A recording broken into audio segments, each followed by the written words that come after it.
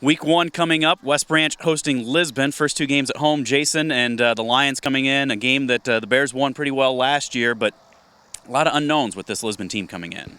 It's a similar situation. We talked about this last season when we were doing the Bearcast about a couple years ago, West Branch was in that situation. And now Lisbon is kind of in that crazy territory. What small schools get through that sometimes, that transition. You go through those spells of you've got a lot of guys, and then you got a lot of guys, and then you lose a few. The big guy they're really going to miss out on is Keegan Tridle. I mean, he's a 4-year offensive line starter on the offensive line. He's a state champion, I think, in the shot put. I believe the shot put he was a qualifier in 2. But they do have 3 or 4 linemen coming back, and you saw on the starting lineups the coach gave. They got 6 guys that he lists, so obviously he's really excited about his depth there, and that's where it's all built. You know that as a lineman yourself.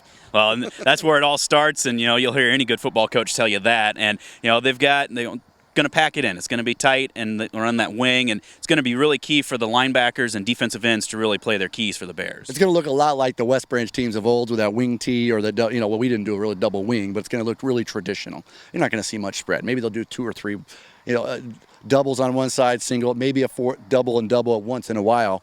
But last year, if you watch the film, they did a lot of doubles on each side. And they ran out of that formation. Now we'll see what kind of athletes they have. They lost their leading rusher in Benton Fry, who was just shy of 1,000 yards. Jack Butteris returns just under 700 yards as their leading rusher. And they've got a brand new quarterback, a sophomore. They're kind of throwing into the wing. You never know what's going to happen there. So obviously you trust him if he's an athlete. And you look what the Bears are going to do, and we've talked a lot with the preseason so far. We had the opportunity with the scrimmage up at Mount Vernon last week to get some game action. You got 3 new guys on the offensive line for the Bears, though, so that's going to be key to see how they can all come in, start to figure out some of their keys, and really get comfortable in these game time situations. And the best thing about that is you got 3 newbies, but you got a couple guys back, and you got 2 guys that have played for two years already. You got. Drew Finnegan's going to be the leader of that line, going to make all the offensive line calls. So if you had him mic'd up down there, you'd be hearing him say, bleep, bleep, bleep. We're not going to give you the calls out because we don't do that. But he's going to be the leader there, so he can help out Jacob Barnhart, sophomore, is a big kid. He's got a real bit. He's going to look the part, 6'5", 270. Then he's going to have Ian Andrews. Probably nobody worked harder in the weight room this offseason than that guy did. And he's one of the more intelligent kids in the high school as well. So you got that. But what they do have, man, they've got a lot of depth at the skill positions coming back. Added Aaron Barnes, who was gone for a year, started as a sophomore for this team, as a return specialist as well, which is a great thing to add to with Matt Shaver, a guy returning in that place and replacing Mason Hayes, who, he did a fantastic job last year for the Bears, setting him up and setting the field up on kick returns a lot. New quarterback this year, Cooper Koenig. Seen him at West Liberty. He's here. What an athlete, a track stud, absolute.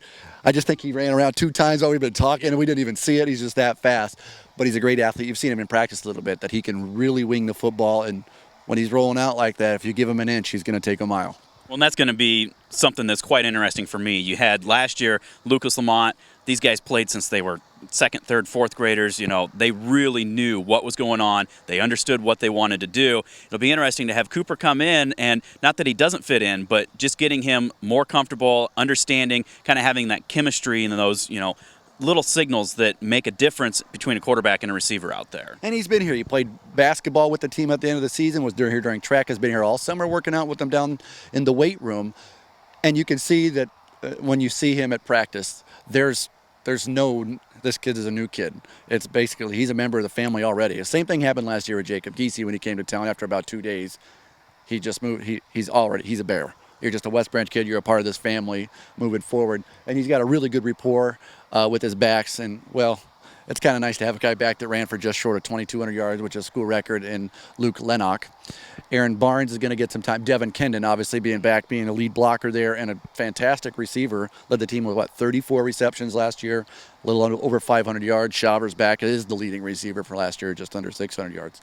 Like we said, we got some skill position kids. We're going to see where that line's going to take them. Well, last time that we looked out upon the Little Rose Bowl, not the way we wanted to end, losing in the playoffs to Dyke New Hartford. And I know all those underclassmen from last year that are, juniors and seniors this year, they remember that taste, and they're wanting to prove something here this year. First game first, though, 1 at a time, 1-0 each week, right, Matt Chenander behind the camera. It's kind of going to be, that's that mantra. Tradition never dies is the motto. Want to know each week is the mantra, and I think hopefully tomorrow night at the Little Rose Bowl, these kids will come show you what they've been working in practice and really put it to speed. And you make the most improvements from game 1 to game 2. And you talked with Coach Peterson, and he says that scrimmage, that's a game for them. So we'll see hopefully the leaps and bounds that they make come Friday night. All right, well, we're looking forward to it, Jason. Join us, westbranchfootball.com. We'll be on about 6:30 Friday night, kickoff right around 7 o'clock from the Little Rose Bowl. We'll talk to you then.